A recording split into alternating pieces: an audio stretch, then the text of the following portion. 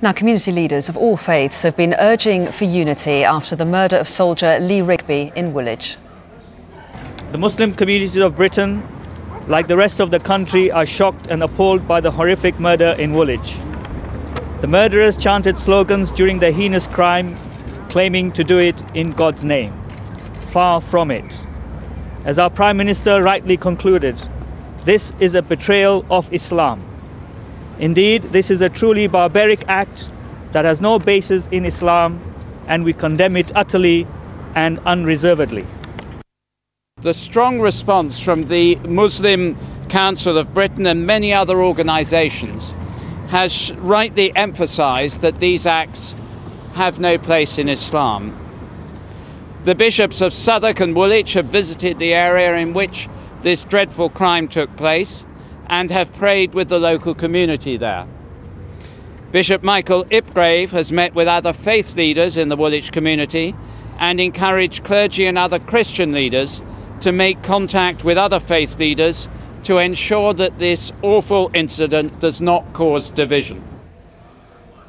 Well, let's talk now to Rafiq Hayat, who's the National President of the Ahmadiyya Muslim community. A very good afternoon to you. So we've heard not just from religious leaders, but from a number of politicians in the last 2 days, all coming together to condemn this attack. How worried, though, are you about the impact the attack could have on Muslim communities across the country? Yes, obviously it will have an impact on Muslim communities. There is Islamophobia in the country, and this unfortunately will not assist that phobia. However, I'm very pleased that the Muslim leaders have come out, have condemned this act. Islam is a religion of peace. Islam in itself means peace. And really the teaching of Islam in this respect is that if anyone kills one person, it is as if he has killed the whole of mankind. So how can such teaching lead to what we saw on Wednesday? This was just a criminal act which should be condemned, and these people who have warped sense should be locked up and tried, in my opinion. Have you heard about any evidence of a backlash already? Yes, we have heard some backlash, but today we met at Beit al-Futuh, which is the largest mosque in Europe, and 5,000 people came to pray. We prayed for the families of the deceased, and we shared their grief today, and we offered special prayers for them.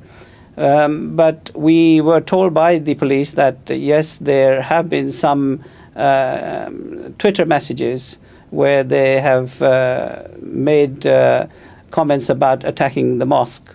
But this is only one or two incidents. On the whole, the community has come together. Today we had various faith communities who came together at the mosque to offer prayers for the victims. And we condemn what has happened, and we will continue to support our forces. The mosque, the largest mosque, has always invited all the heroes of our army there, and we support them. We go out with them, and our hearts are out to all of the people who have been affected by this event. And you say this should be treated as a criminal act. However, there's still a lot of questions to be answered, but it appears that the suspects involved in this attack had been radicalised. Do you feel that there's a problem of radicalisation in this country? Yes, I believe that there is a problem of radicalisation in this country. There are some universities where this radicalisation is taking place, and I think the universities themselves and the government should take note, because that is where the seeds are sown.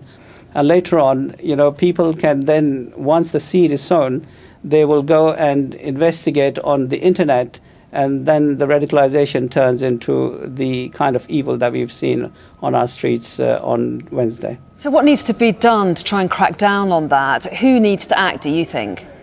I think firstly the Muslim Ummah or the Muslim councils themselves have to crack down, because in some of the mosques there is a message of hate being preached.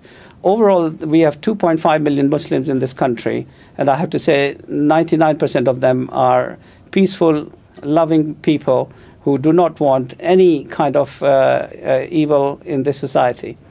However, there is a small element who, unfortunately, there are people who are coming in from foreign lands to come and imbue the message of hatred in our children. And those imams or whoever the preachers of hate are must be stopped, because if we don't stop them, then more people will be radicalized.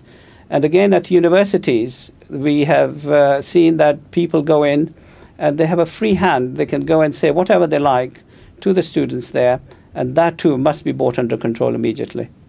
Rafiq Hayat, we appreciate your time today. Thanks so much for talking to us. Thank you very much.